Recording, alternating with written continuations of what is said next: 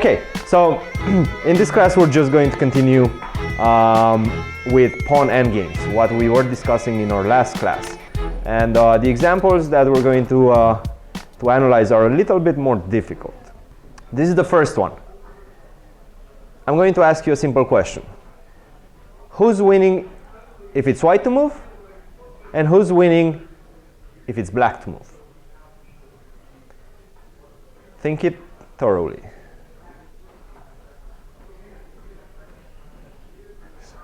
Arjun, I know you know. I'm aware of that. I might ask your opinion on the last example, because that one is a little bit more difficult than all the others. Sure, you start. Yes. If it's white to move, then white's better, and if it's black to move, black's better. So if it's white to move, white is winning. If it's black to move, black is winning. There's no such thing as better in this endgame. It's either winning or it's a draw. Yeah? It's very easy to calculate. It's very concrete. So please exemplify. Yeah. Tell me the moves. Tell me the moves if it's white to move.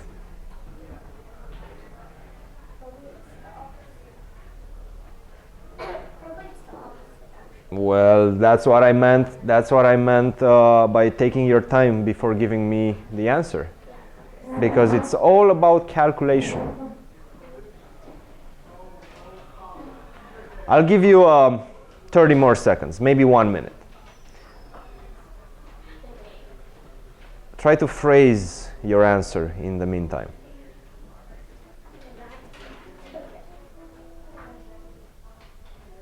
You have a question? Yes. So white's going to the 8 and Yes. White is going this way. Black is going this way. It's also written on the side of the board. But it's a good question. Okay, 30 more seconds.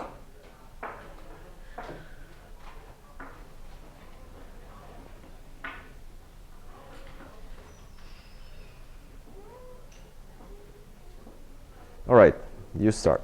I think it doesn't matter who moves first, but I think it's just a draw no matter what. Very wrong answer. Whoever moves, it's a draw no matter what? No, that's definitely not the case. He was right. He was right. Whoever moves wins, because they're able to create something that we call a zugzwang. Have you guys heard of the zugzwang? Yeah. What does it mean? It means like turning the move to your opponent. Basically, it means that we're putting our opponent in a very uncomfortable position in which he's forced to move, but he doesn't want to move. If he could pass the turn, he could say pass, then he would be fine. If he's forced to move, then he's losing. Then he's allowing you to do something and grab the advantage. So now let's talk concrete moves. If white is to move, what should we do? Tigra. King to g4. Or I mean king to g5. That's the losing move. That's the losing move. Let's understand why. Because now I'm going to go king e4. And we enter the zugzwang position that I was talking about. Oh. Because white is forced to move. But he doesn't have where to move and still protect the pawn, right? He has to leave this pawn unprotected, and then black is just going to capture the pawn, move away, and then move his pawn to promotion. So for example, if he goes something like king h4, I'm going to take.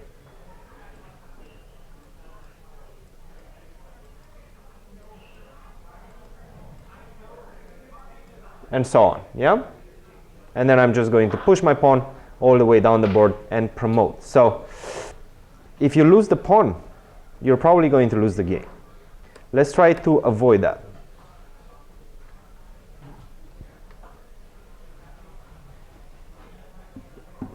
All the way in the back. King to h4. No, because right now I'm going to play this move, king to e3. I'm going to attack your pawn. And no matter where you're defending it from, you can defend it from two places. G3 and G5, right? Or the little. If you play king G3, I go king E4. No. Then king G2, then I take on F4. And this is a draw, yeah? But you can make a draw at the most. That's not good, because white is actually winning in this position. Why is it winning? You tell me, blue. King G6. King G6, exactly.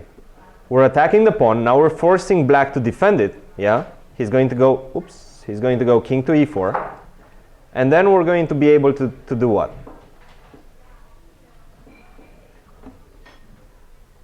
Yeah. King G5, and we reach the zugzwang position, yeah? With black to move. Black is forced to allow white to capture the pawn on F5, and then this is just going to be an easy conversion, yeah? Easy win. So be very, very careful. One move, and you might lose a winning position, yeah? Always be extremely careful. Okay, next one. So this one was fairly easy. How about this one? You're white. What is the assessment of the position?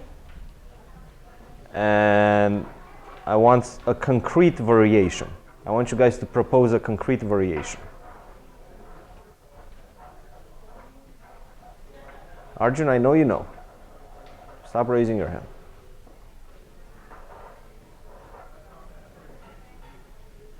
I have a question. Is this white to win? White to move.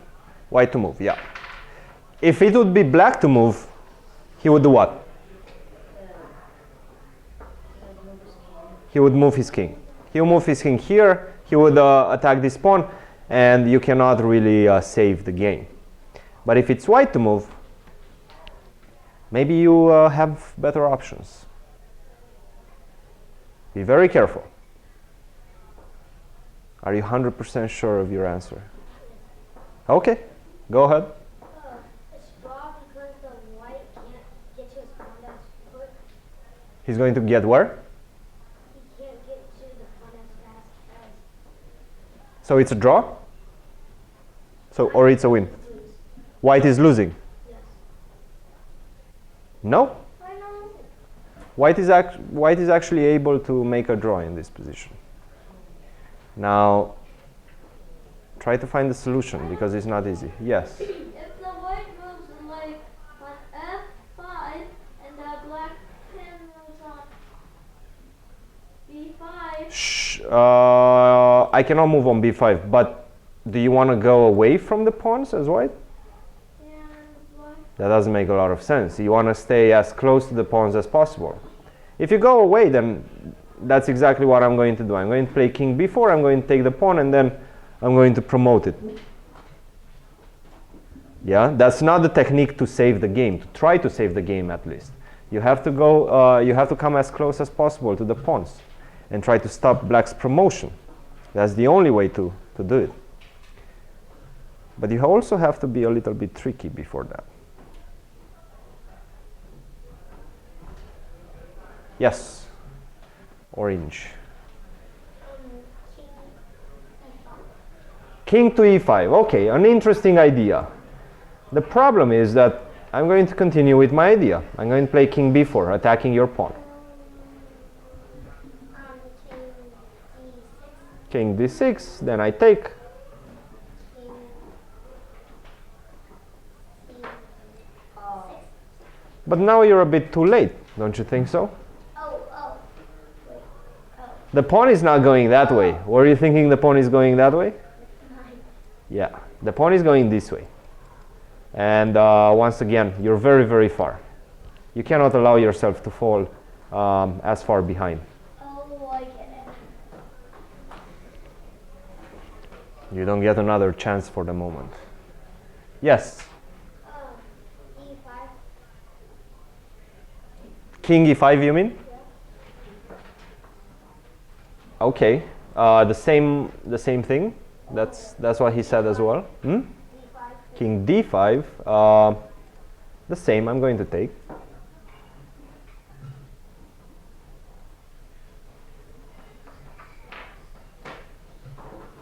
It's not as easy, right? D5 is not going to work. It's not working. King e5 is not working. Why not? He's right.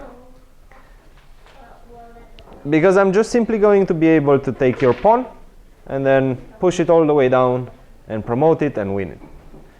So give it some thought. I told you it's not going to be that easy. If it would be, I wouldn't ask you. It wouldn't be the advanced class.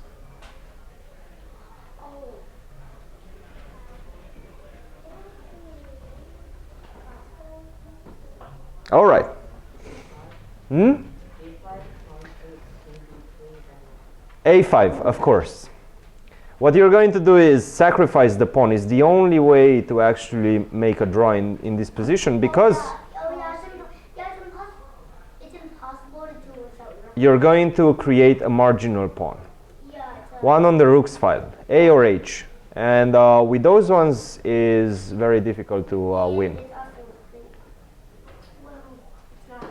Sometimes it's impossible not to see. Well, sometimes, I mean, it's either a win or it's impossible to win. Yeah, it's either a draw or a win. So now you take on A5. And the thing is, you're going to reach this square in time. If it would be black to move, it would be winning, because black would go king c4 and shoulder the king. The king is not going to be able to reach this b1 square. But like this, with white to move, I'm going to go king d3, king b4, king c2, a4, king b1. And as long as I reach this, actually all the way to here, these three squares, this is just going to be a draw. Yeah? Easy draw. I'm just simply going to play king a1, king b1. Let's go like this. And you cannot take me out of there, out of the corner. Yeah? So what was the key, guys? Sacrifice the pawn To do what? to the black pawn. To do what? To reach the one. To make it so that you can make to either A1, B1, or C1. Create a marginal pawn, yeah, for your opponent. It's much more difficult to win when you have a marginal pawn, yeah? Because you don't have an extra line to maneuver with your king around, yeah?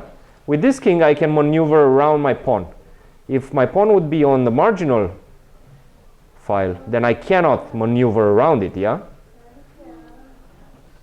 Okay, next one. So as you can see, it's getting difficult, more difficult and more difficult. This one is actually quite tough. White to move. In most of the puzzles we're going to see is going to be white to move. To win? I don't know. I'm not going to give you that clue. At least not as of yet. But to be honest, draw is quite easy to make, right? Yes. What was your question? Yeah. If you want to make a draw, you can just go f4, f5, exchange the pawns, and that's going to be a draw, yeah? Quite easy. Think before you answer, once again.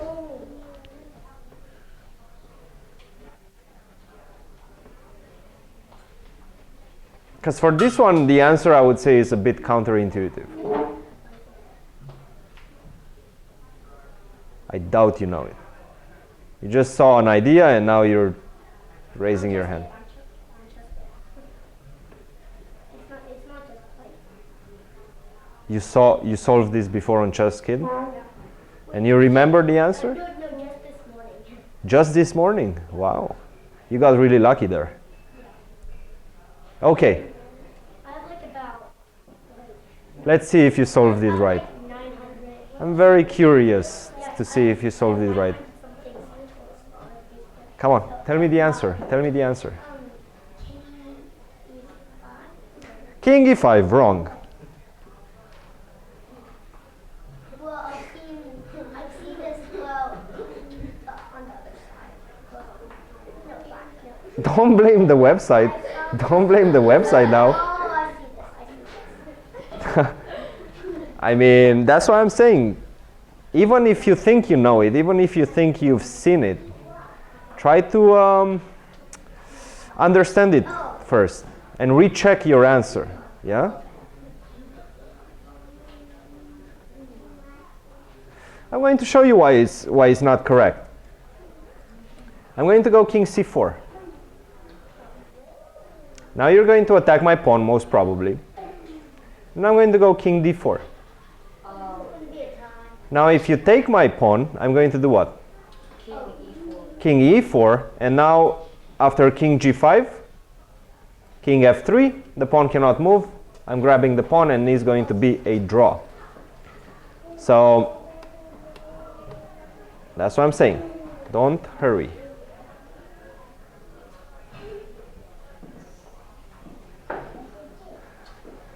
I have to tell you, this position, even grandmasters have problems solving.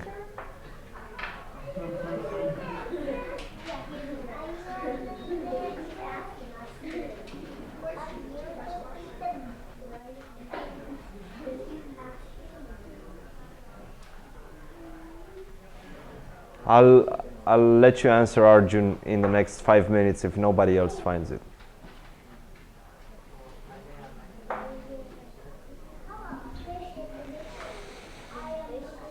Blue, over there. Well, you can check your guesses again. King f4, king c4 by calculating. King g5, king d4. I'm letting you take my pawn. The problem is I'm reaching this square, this important square.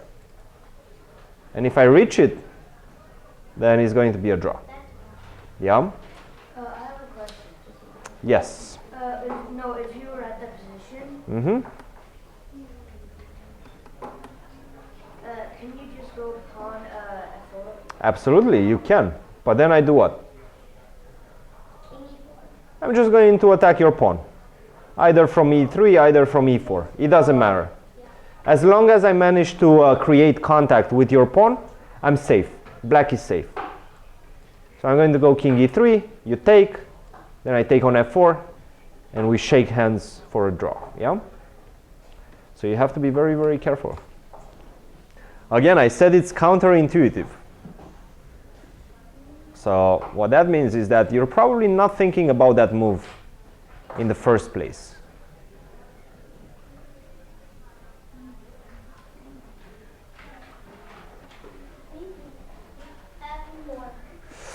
F4 is a good try.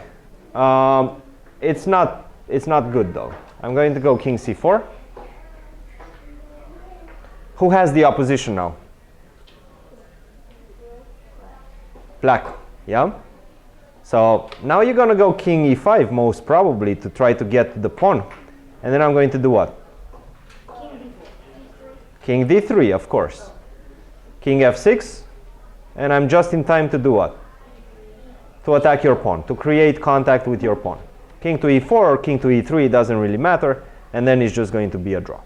Or you can just like g5, but still. So, to be honest, you guys were raising hands in the first 10 seconds. And we almost checked every possible solution. None of it was right.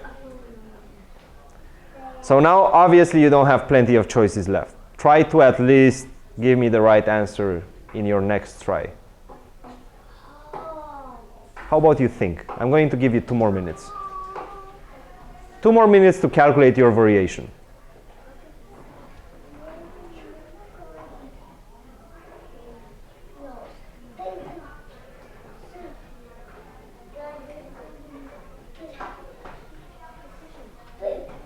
If you guys don't solve it right, I'm going to give this opportunity to Arjun. Arjun is ready. He's ready since the beginning of the class.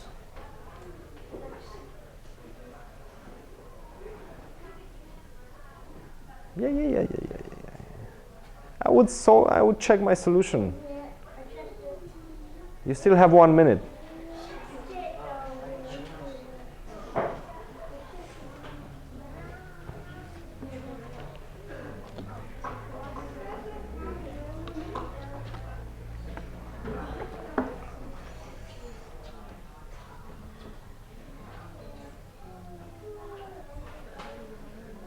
All right. King to d4. That's an interesting idea. Why do you go to d4? So the king can't go to the pawn. How do we call this technique?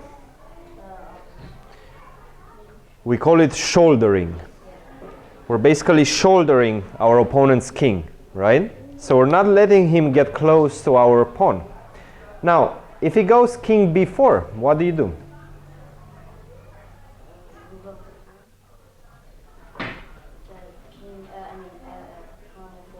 Pawn f4.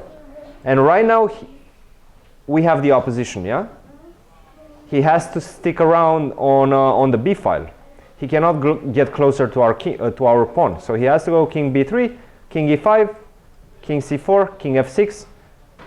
And now he's not reaching this square, this important square. He cannot create contact with our pawn. He's not in time. So now he's going to go king d4 or king d5 or king d3, wherever he wants. We're going to take the pawn and then just promote the pawn. So very counterintuitive. Now what if he goes king c6?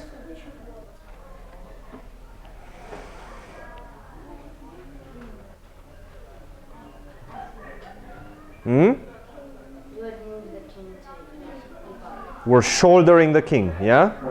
We'll keep on shouldering the king. Now if he goes king c5,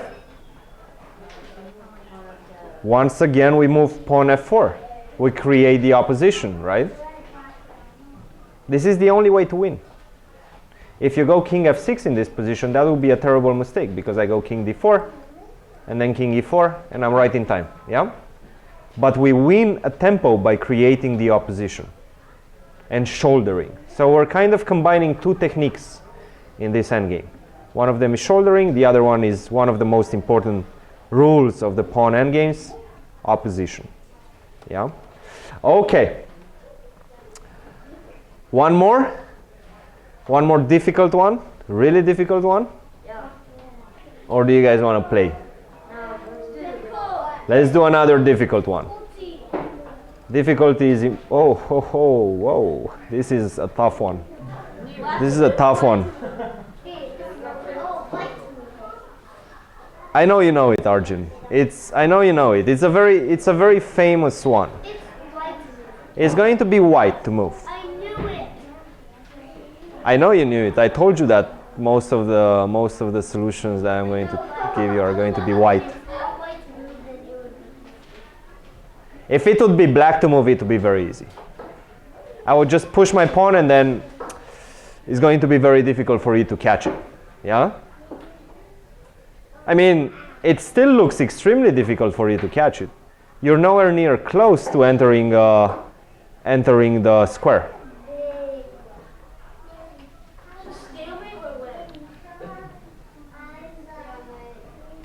Stalemate or win? I mean, the better question would be, is it a draw or a win? I don't know. It's a win. Win for who? How can you win with white? Both pawns will be off the board at the end. That's how they will keep it. Is there any way possible in this universe to win with white? No. Yes, the black was on. If yeah. There's very few options.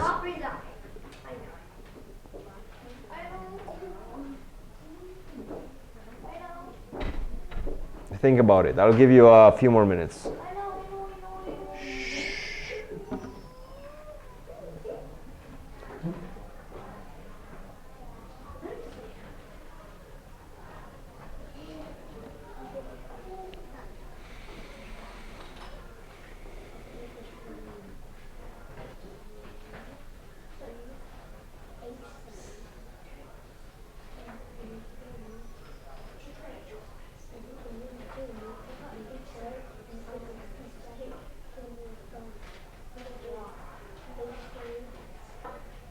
Calculate, guys.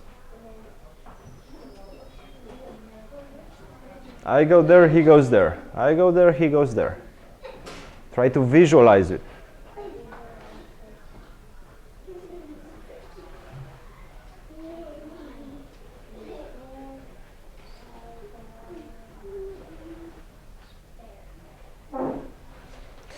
So what are the candidate moves?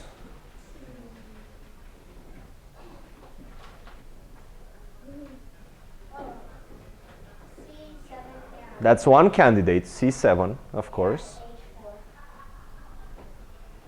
No, it's white to move. So it's either c7 or some other moves. King h7. Don't forget, say the piece name as well. Yeah. Sometimes there's more pieces that can go to the same square. As long as it's not a pawn. Correct. You can only say the square name if it's a pawn. So you can go c7. You don't have to say pawn to c7. But when any other piece moves, you have to say the piece as well. So you're saying c7 and king to h7. All right, let's try both of them. Let's start with c7. I'll go here. I'm forced to go there, yeah? So now you do what?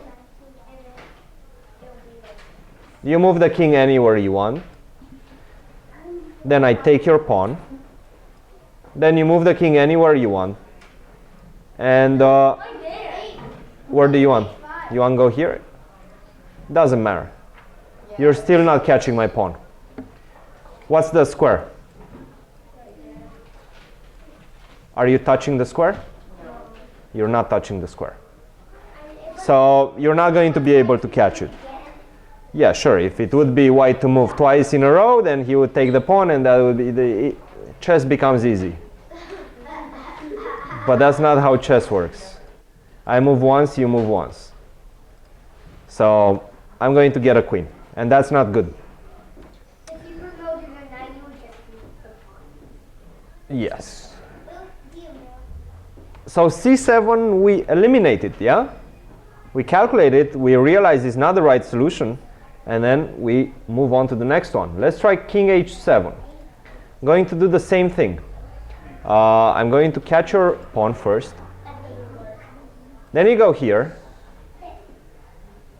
And then I go here. And then you go here. And then I go here. And once again, you don't catch my pawn, right?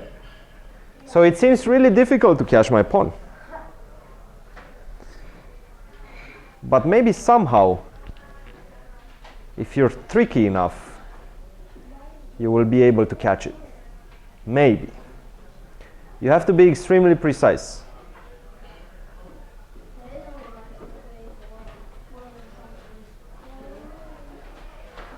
You have to start fighting towards achieving two goals. Catching two rabbits in this particular instance.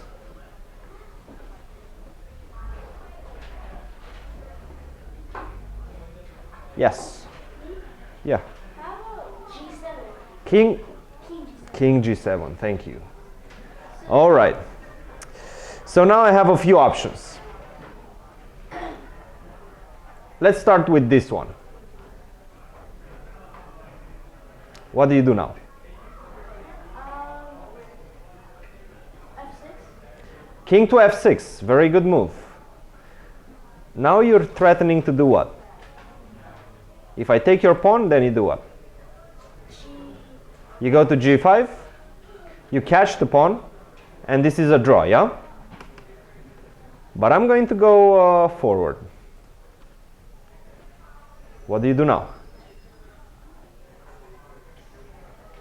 You have to once again create two threats. Catching the pawn, and the second one is supporting your own pawn. Exactly. Now you're threatening to play king to d6. You're also threatening to play king to f4 to catch the pawn, right? So if I keep on going, you do what? Now you go to d6. And surprise, we're going to promote at the same time. And that's just going to be a draw, right? So you see, you're fighting towards achieving two goals with your king. But the only way to do that is to approach it diagonally, yeah? So yeah, king g7 is the right move. What if I go h4?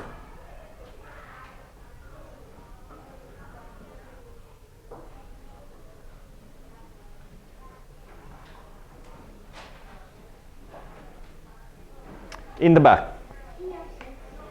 King to f6, exactly. What if I, king b6 we already saw, yeah? We go king e5 and we cash the pawn. What if I go here? Pawn c7, king b7. I think you lost, right? So no. Somebody else. Yes.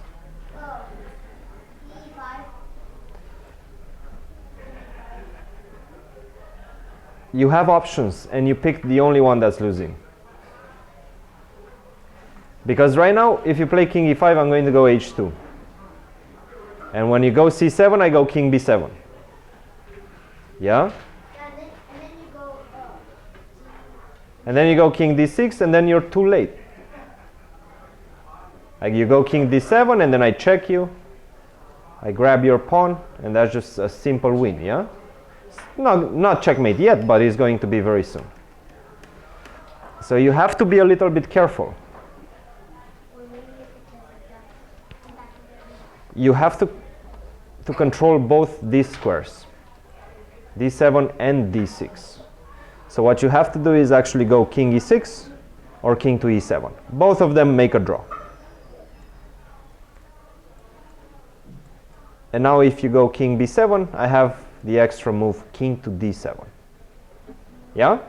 My king doesn't have to go d6 to d6 where it doesn't support the promotion. But he can go to d7, he can reach d7, and this is just a draw. I'm going to promote, you're going to promote, and that's going to be all she wrote, draw. So that's it, you see. Despite the fact that they're very simple, they have very few pieces, these pawn endgames are extremely complicated, yeah? And sometimes you have to combine a few ideas, a few theoretical ideas, such as shouldering, such as opposition, such as zugzwang, so many, yeah? And the only way to master this is through practice. So keep practicing, and you're going to know this type of endgames by heart.